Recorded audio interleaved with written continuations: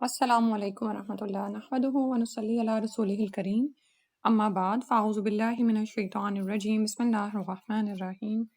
رب اشرح لی صدری ویسرنی امری واحلل عقدۃ من لسانی یفقہوا قولی۔ سورہ ہود آیت نمبر 25 سے کرنا ہے۔ وَلَقَدْ أَرْسَلْنَا، اور البتہ تحقیق بھیجا ہم نے نوح علیہ السلام کو الی قومہ، اس کی قوم کی طرف، انی لکم نذیر مبین، بے شک میں تمہارے لیے کھلم کھلا ڈرانے والا ہوں۔ تو یہاں سے رکوع کا آغاز ہو رہا ہے کہ اللہ سبحانہ و تعالیٰ قوموں کے حالات سے عبرت دلا رہے ہیں، اور آپ کو یاد ہوگا کہ پچھلے رکوع میں جو بات کا اختتام ہوا تھا وہ تھا کہ کیا ایک کوئی ایسا شخص جو کہ اندھا اور بہرا ہو اور دوسری طرف ایک دیکھنے والا اور سننے والا ہو، کیا یہ دونوں مثال میں برابر ہو سکتے ہیں؟ افلا تذکرون، کیا تم غور و فکر نہیں کرتے؟ تو اس میں آپ یہ دیکھیں کہ ایک وہ شخص ہے جو اپنی زندگی اندھے بہرے ہو کر گزار رہا ہے، جو لوگ کر رہے ہیں وہ وہی کر رہا ہے، ٹھیک ہے، اور اس کے سامنے معیار حق نہیں ہے، بلکہ وہ اندھا دھند لوگوں کی پیروی کر رہا ہے، یعنی جدھر اکثریت چل رہی ہے اسی کی طرح وہ چل رہا ہے، اور وحی الہی سے وہ وحی الہی سے وہ علم حاصل نہیں کرتا کہ اپنی زندگی کو اس کی روشنی میں گزارے۔ دوسری طرف وہ شخص ہے جو کہ بصیر ہے اور سمیع ہے، یعنی کہ دیکھنے والا ہے، سننے والا ہے ہدایت کی بات کو، تو کیا ایسا شخص اس دوسرے کے برابر ہو سکتا ہے جو اندھوں بہروں کی طرح اپنی زندگی گزار رہا ہے؟ ٹھیک ہے، تو اب یہ جو البصیر اور السمیع شخص ہے، یہ کیا کر رہا ہے؟ اس کے نزدیک معیار حق ہے، اور یہ خواہ حق کے پیروکار تھوڑے ہی ہوں، یہ حق کی پیروی میں لگا ہوا ہے، ٹھیک ہے، اور یہ باطل کی اکثریت کو دیکھ کر دھوکہ نہیں کھاتا، یہ اندھا دھند کسی چیز کی پیروی نہیں کرتا، بلکہ ہر چیز کو قرآن و حدیث کی کسوٹی پر پرکھتا ہے۔ تو فرمایا گیا حل یستویانی مثلا، کیا یہ دونوں مثالوں میں برابر ہو سکتے ہیں؟ دیکھیں، آپ یہ دیکھیں کہ ایک وہ شخص ہے جو آخرت اورینٹیڈ ہے، اور دوسرا دنیا کے فائدوں کے لیے جو دوسرے کر رہے ہیں اسی طرح ہی کرتا ہے، تاکہ مجھے بھی دوسروں کی طرح دنیا کا مال حاصل ہو جائے، اور اس کے عقائد ہی بالکل اور نظریات ہی بالکل مختلف ہیں۔ تو حقیقتاً یہ دونوں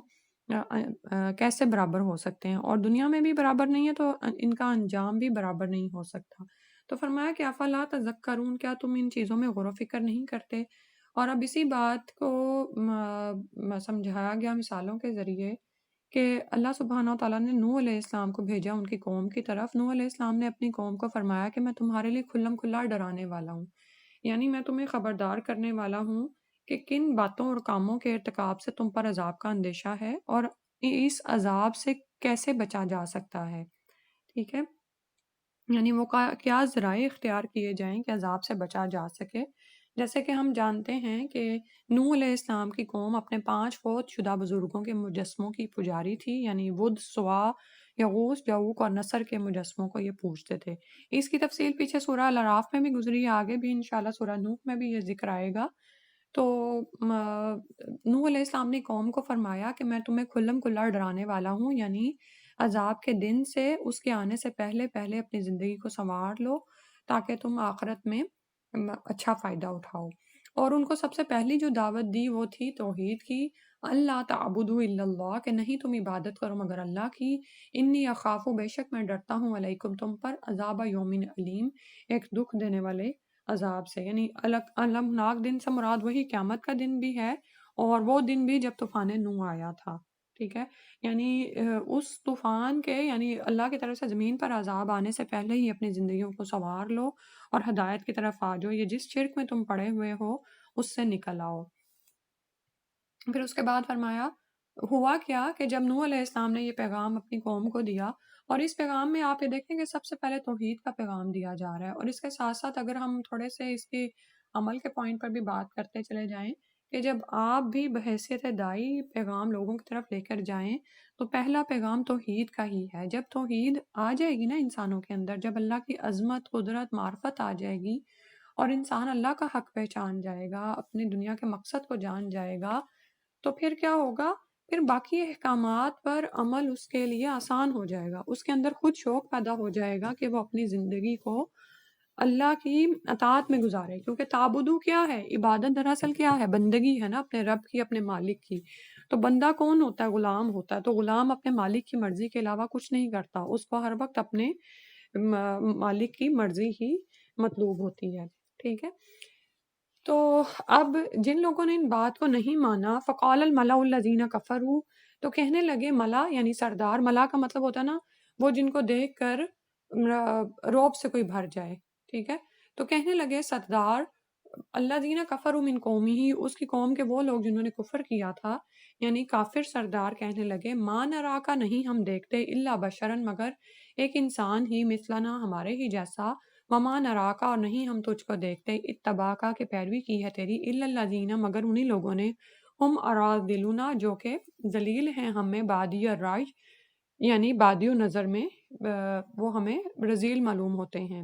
وما نرا لکم علینا، اور نہیں ہم دیکھتے تمہارے لیے اپنے اوپر، من فضل، کوئی فضل، بل نظنکم کاذبین، بلکہ تم تو جھوٹے ہو، ٹھیک ہے؟ تو سردار کہنے لگے جنہوں نے کفر کیا تھا اس کی قوم میں سے کہ ہم نہیں دیکھتے مگر تمہیں اپنے ہی جیسا ایک انسان۔ اب یہاں پر یہ وہی اعتراض ہے جو منکرین حق کی طرف سے تمام انبیاء پر ہوتا رہا ہے، کیونکہ ان کا کیا خیال ہوتا ہے، ابھی جیسے بات ہوئی نا کہ ایک اندھا بہرا شخص اور ایک دیکھنے والا اور سننے والا، ان کے معیار ہی ڈیفرنٹ ہوتے ہیں، حق و باطل کے پیمانے اور دنیا پر جو یہ نظر ڈالتے ہیں وہ پیمانے ہی مختلف ہوتے ہیں، ٹھیک ہے؟ تو ان منکرین حق کے نزدیک، یعنی یہ جو ملا تھے، قوم کے سردار تھے جو، ان کے نزدیک نبی کو یا تو کوئی مافوق الفطرت ہونا چاہیے، یعنی وہ انسان نہ ہو، انسان سے ہٹ کر ہو، کہ جس کو دیکھ کر ہی لوگ ایمان لے آئیں، یا اس کے ساتھ کوئی فرشتہ ہو، ٹھیک ہے؟ اور یا پھر یہ کہ دنیاوی وجاہت کے لحاظ سے اس کا سٹیٹس اتنا اونچا ہو، اور اس کے ساتھ میں اسی طرح کے اس کے درباری وزیر مشیر ہوں، ٹھیک ہے؟ یعنی جو معاشرہ جن کو، یعنی سو کالڈ جو ملا ہیں ان کو وہ جن کو عزت دار سمجھتے ہیں، ٹھیک ہے؟ حالانکہ عموماً کیا ہوتا ہے کہ نبیوں پر پہلے پہل ایمان لانے والے کمزور اور غریب لوگ ہی ہوتے ہیں، جو یہاں پر بتایا جا رہا ہے کہ وما نراک تبا کا الا الذین هم اراذلونا بادی الرائے، اور یہ وہی بات تھی جو کہ نبی صلی اللہ علیہ وسلم کی رسالت کے بارے میں بھی پوچھی گئی۔ ہرقل قیصر روم کو جب نبی صلی اللہ علیہ وسلم کا مراسلہ یعنی خط پہنچا تھا کہ توحید پر سر جھکا دو، تو وہاں پر ان دنوں میں ابو سفیان تھے، تو اس نے ابو سفیان کو اپنے دربار میں بلا کر یہی پوچھا تھا کہ وہ نبی صلی اللہ علیہ وسلم پر ایمان لانے والوں میں کون لوگ شامل ہیں، تو ابو سفیان نے بتایا کہ جو معاشرے کے ذرا پسے ہوئے غریب لوگ ہیں، تو وہ کہنے لگا کہ نبیوں پر ایمان لانے والے ایسے ہی لوگ ہوتے ہیں، یعنی حق کو وہ پہچان گیا تھا۔ تو اس سے ہمیں پتہ چلتا ہے کہ یہ صرف نوح علیہ السلام کی کہ قوم کی بات نہیں ہے، بلکہ نبی صلی اللہ علیہ وسلم کے زمانے میں بھی آپ پر ایمان لانے والوں کی اکثریت غریب تھی، ٹھیک ہے؟ کچھ مالدار لوگ بھی ایمان لائے تھے، لیکن وہ معدود چند تھے، جیسے خدیجہ رضی اللہ عنہا ہیں، یا ابو بکر صدیق رضی اللہ عنہ ہیں، عبد الرحمن بن عوف ہیں، لیکن زیادہ تر ہم دیکھتے ہیں کہ غلام ایمان لائے تھے، جو ایمان لانے کے بعد بہت ساری تکالیف بھی سہتے رہے۔ تو اب ایک دنیا دار کی نظر کیا ہوتی ہے کہ وہ اس کی تو ساری اس کا مطمع نظر اور اس کا جو ایک سٹیٹس کا معیار ہے وہ ہوتی ہے دنیاوی شان و شوکت، مال و دولت، تو اسے یہ لگتا ہے کہ نبی کو اس میں ممتاز ہونا چاہیے ان تمام چیزوں میں، اور اس کے ساتھ ساتھ جو اس کے فالورز ہونے چاہیے وہ بھی ایسے ہی ہونے چاہیے، ٹھیک ہے؟ تو جب وہ دیکھتے ہیں کہ نبیوں پر ایمان لانے والے تو بادی و نظر میں ذلیل نظر آتے ہیں، تو پھر وہ اسی بات کو نہ ماننے کی حجت بنا لیتے ہیں، پھر کہنے لگے وما نرا لکم علینا من فضل بل نظنکم کاذبین، اور نہ ہی ہم یعنی کہ ہم دیکھتے ہیں کہ نہ تو تمہیں ہم پر کوئی فضیلت حاصل ہے، وہی مال و دولت کے اعتبار سے تو ہمیں یہی لگتا ہے کہ تم جھوٹے ہو، یعنی پھر یہاں پر حق واضح ہونے کے باوجود، سب کچھ سامنے ہونے کے باوجود انہوں نے اس کو جھٹلا دیا۔ آج کے دور میں دیکھیں کہ ہمارے بھی تقویٰ کے جو پیمانے ہیں وہ یہی بن چکے ہوئے ہیں، ٹھیک ہے؟ یعنی اللہ کے ہاں کون عزت والا ہے ہم یہ نہیں دیکھ رہے ہوتے، ہم یہ دیکھتے ہیں کہ اس کا سٹیٹس کیسا ہے، اس کا معاشرے میں معیار کیسا ہے، اور نعوذ باللہ من ذالک ہم دیکھتے ہیں کہ معاشرے میں وہ لوگ جو کہ غریب ہیں لیکن ان کا ایمان ہمیں ایمان اور ان کا تقویٰ ہمیں نظر بھی آ رہا ہوتا ہے، اور وہ لوگ استقامت کے ساتھ اپنے دین پر قائم ہوتے ہیں، حلال و حرام میں تمیز کرتے ہیں، اور خواہ ان کو دنیاوی آسائشات سے ہاتھ دھونے پڑیں، وہ اسی راہ پر چل رہے ہوتے ہیں۔ لیکن ان کو معاشرے میں کیا عزت دی جاتی ہے، بلکہ بعض اوقات ان کو تانے ہی دیے جا رہے ہوتے ہیں ان کی غربت کے، کہ یہ، اور بعض اوقات دین کے نام پر بھی ان کو تانے دیے جاتے ہیں۔ اور دوسری طرف ہم دیکھتے ہیں کہ ایک زمانہ تھا کہ وہ پیشے جو معاشرے میں رذیل سمجھے جاتے تھے، یعنی یہ جو وہ تمام جو کہ گانے بجانے سے متعلق ہیں اور شوبز سے متعلق ہیں، آج ان کو سیلیبریٹی کہا جاتا ہے، یعنی ملک کے معزز ترین شعبے کہا جاتا ہے، اور ان لوگوں کی پھر پیروی کی جاتی ہے نا، کیونکہ دلوں میں جب ان کی محبت آ جاتی ہے اور وہ چیزیں اچھی لگنا، انسان ان کو اچھی تصور کرنا شروع کر دیتا ہے، تو پھر ان کو معاشرے میں ایک عزت دار مقام دیا جاتا ہے، ان کو وی آئی پیز بنایا جاتا ہے، ان کے لیے ان کو خاص مراعات حاصل ہوتی ہیں۔ تو یہ ہمارے زندگی کو برتنے کے پیمانے ہیں، تو اس کی روشنی میں ہم اپنا کردار دیکھیں کہ ہم کن لوگوں کو اہمیت دیتے ہیں، ہمارے نزدیک عزت کا حقدار کون سب سے زیادہ ہے۔ تو نوح علیہ السلام نے اس کے جواب میں کیا فرمایا؟ قالا، فرمایا، یا قوم، یا میری قوم، ارائیتم، کیا دیکھا تم نے، ان کنتو، اگر ہو تو میں، علی بینۃ، اوپر ایک دلیل کے، میرے ربی، اپنے رب کی طرف سے، وآتانی، اور دی مجھ کو، رحمتاً، رحمت، من عندہ، اپنے پاس سے، فامیت، تو اندھی ہو گئی، علیکم، تم پر، انلزمکموہا، تو کیا ہم اس کو تم پر زبردستی تھوپنے والے ہیں، وانتم لہا کارہون، اور تم اس کے لیے اس کو ناپسند کرنے والے ہو۔ تو نوح علیہ السلام نے یہاں پر صاف جواب دے دیا کہ یہ جو باتیں تم کہہ رہے ہو، یہ میرے اندر نہیں ہے، مجھے پتا ہے کہ میں ایک تمہاری طرح کا انسان ہوں، میں کوئی فرشتہ نہیں ہوں، اور مجھے معلوم ہے کہ میری پیروی کرنے والے زیادہ تر غریب لوگ ہیں، اور لیکن دیکھو تو اگر میں ایک سچی دلیل پر ہوں جو میرے رب نے مجھ کو عطا کی ہے، جو امتیازی بات مجھ میں ہے،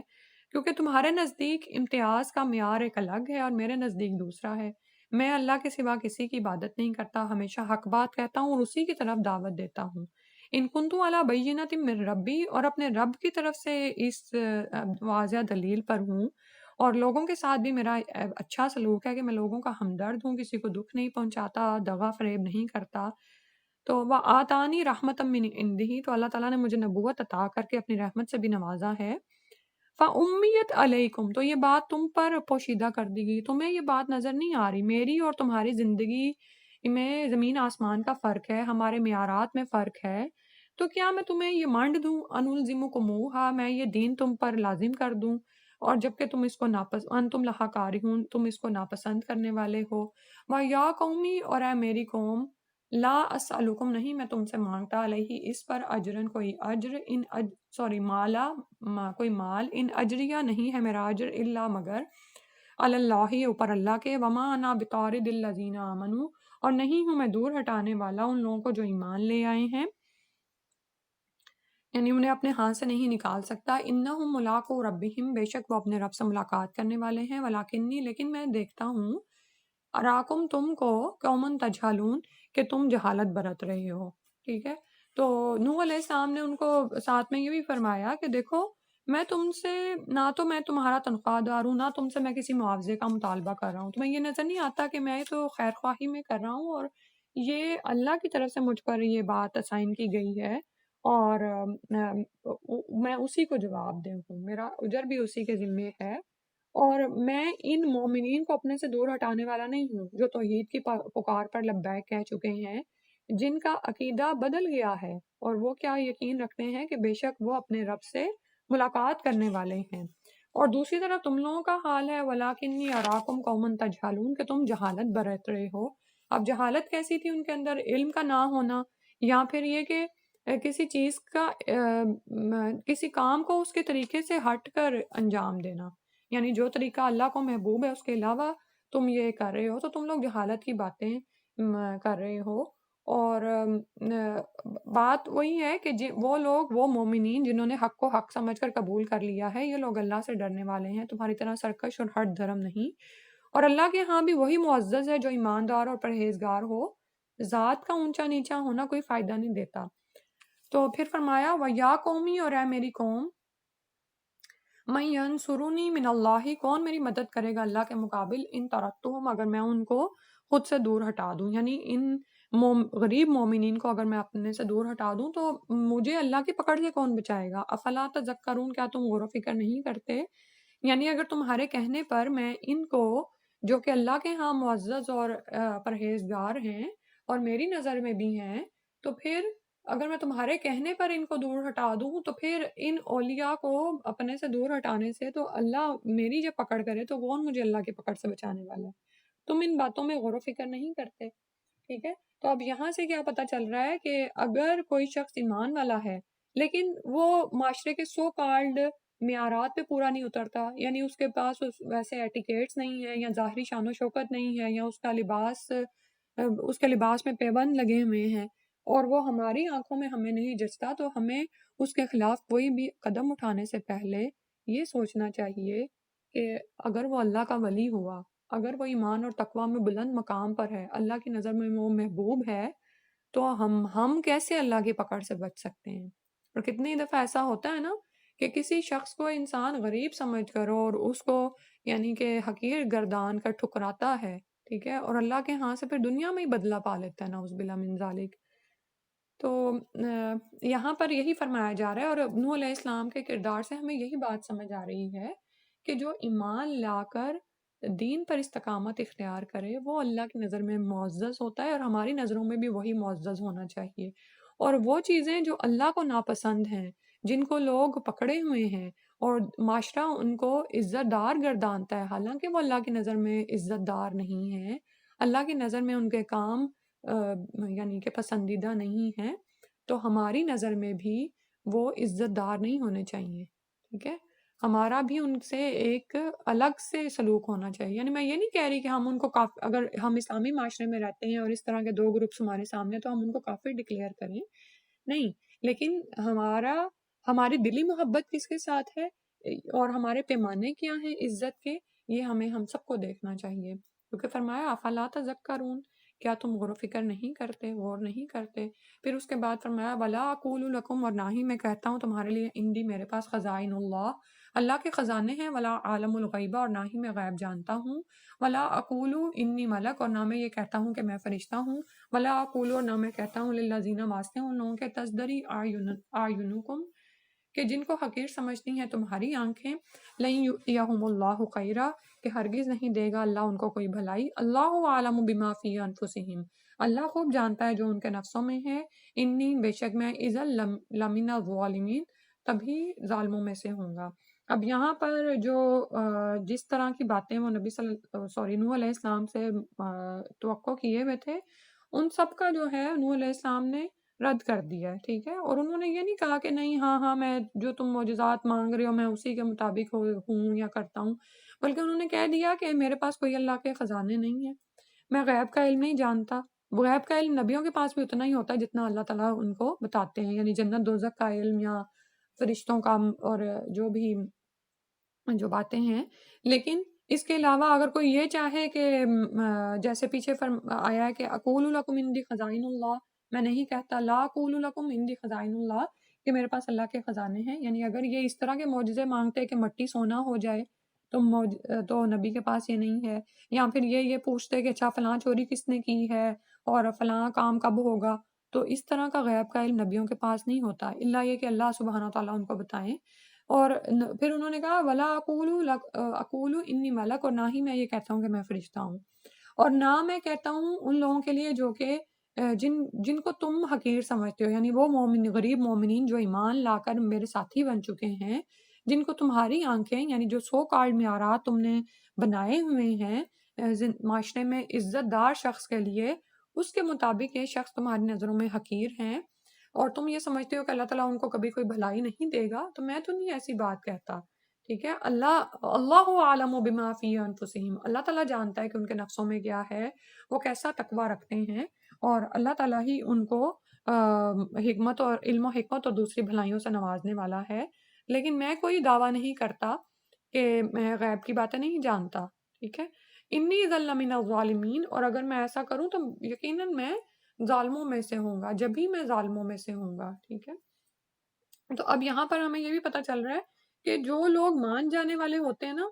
وہ آپ کی سیدھی بات پر ہی اس کو ہی قبول کرنے والے ہیں، ٹھیک ہے؟ لیکن جو لوگ ڈھیٹ اور سرکش ہوتے ہیں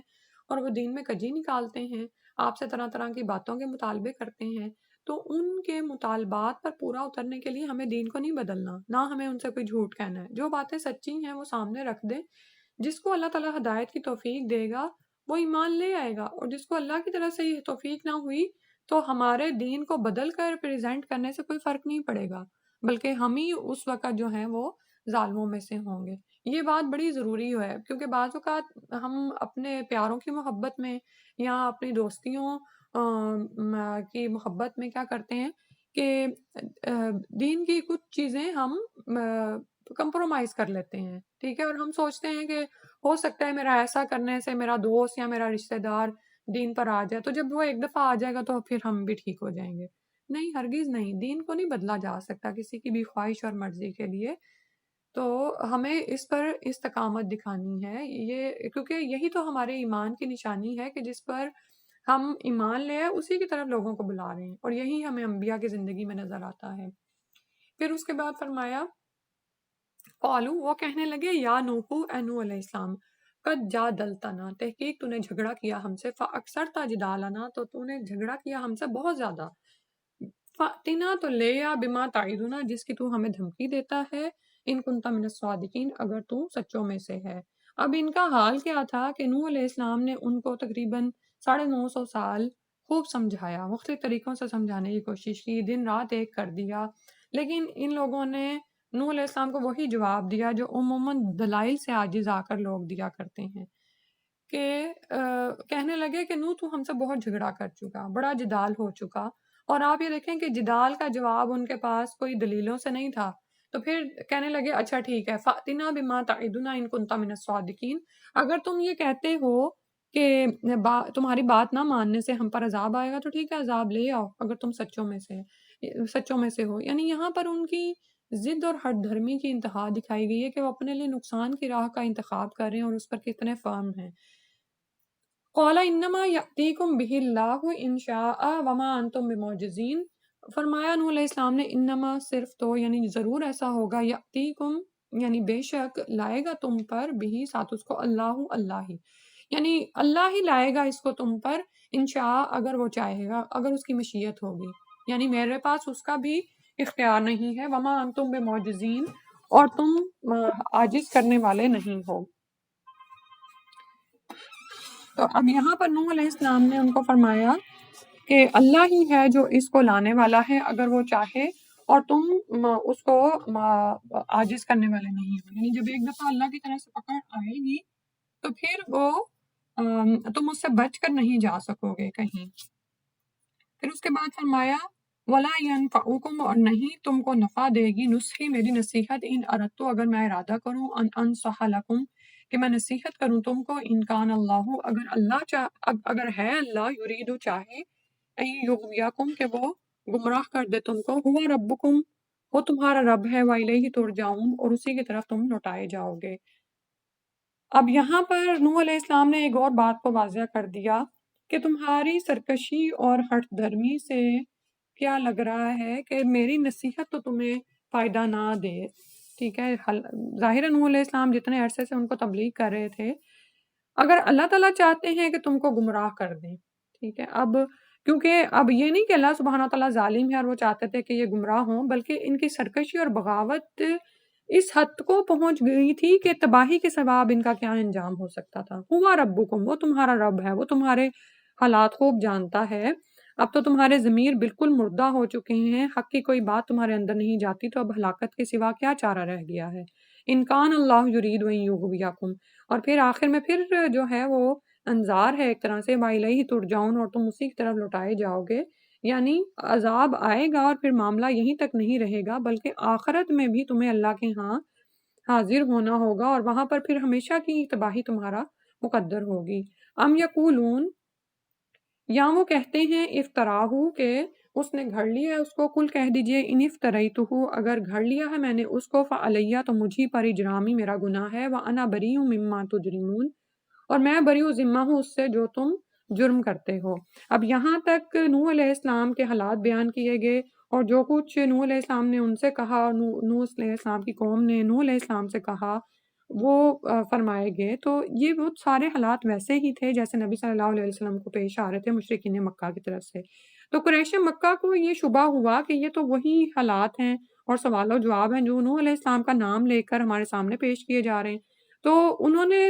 اب یہاں پر ان کی سرکشی اور ہٹ دھرمی دیکھیں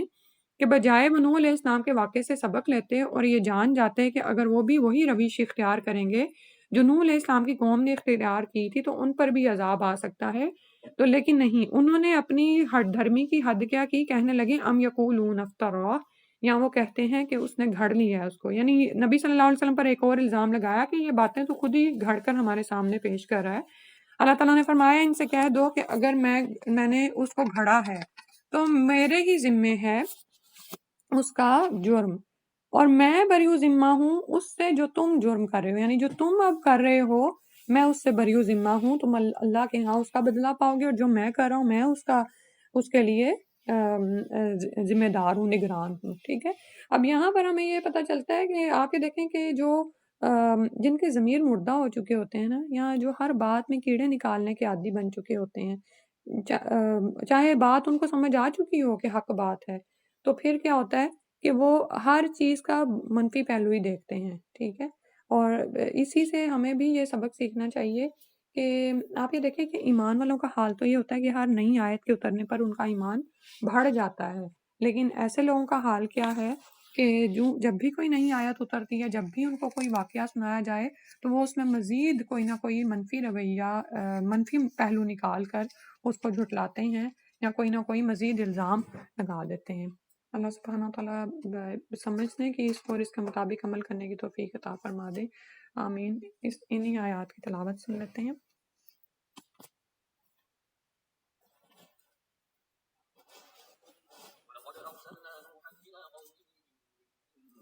لكم نذير مبين ألا تعبدوا إلا الله إني أخاف عليكم عذاب يوم أليم فقال الملأ الذين كفروا من قومه ما نراك إلا بشرا مثلنا وما نراك اتبعك إلا الذين هم أراذلنا بادي الرأي وما نرى لكم علينا من فضل بل نظنكم كاذبين قال يا قوم أرأيتم إن كنت على بينة من ربي وآتاني رحمة من عنده فعميت عليكم أنلزمكموها وأنتم لها كارهون ويا قوم لا أسألكم عليه مالا إن أجري إلا على الله وما أنا بطارد الذين آمنوا إنهم ملاقو ربهم ولكني أراكم قوما تجهلون ويا قوم من ينصرني من الله إن طردتهم أفلا تذكرون ولا أقول لكم عندي خزائن الله ولا أعلم الغيب ولا أقول إني ملك ولا أقول للذين تزدري أعينكم لن يؤتيهم الله خيرا الله أعلم بما في أنفسهم إني إذا لمن الظالمين قالوا يا نوح قد جادلتنا فأكثرت جدالنا فأتنا بما تعدنا إن كنت من الصادقين قال إنما يأتيكم به الله إن شاء وما أنتم بمعجزين ولا ينفعكم نصحي إن أردت أن أنصح لكم إن كان الله يريد أن يغويكم هو ربكم وإليه ترجعون أم يقولون افتراه قل إن افتريته فعلي إجرامي وأنا بريء مما تجرمون سبحانک اللہم و بحمدک نشہد ان لا الہ الا انت نستغفرک و نتوب الیک۔ السلام علیکم و رحمۃ اللہ۔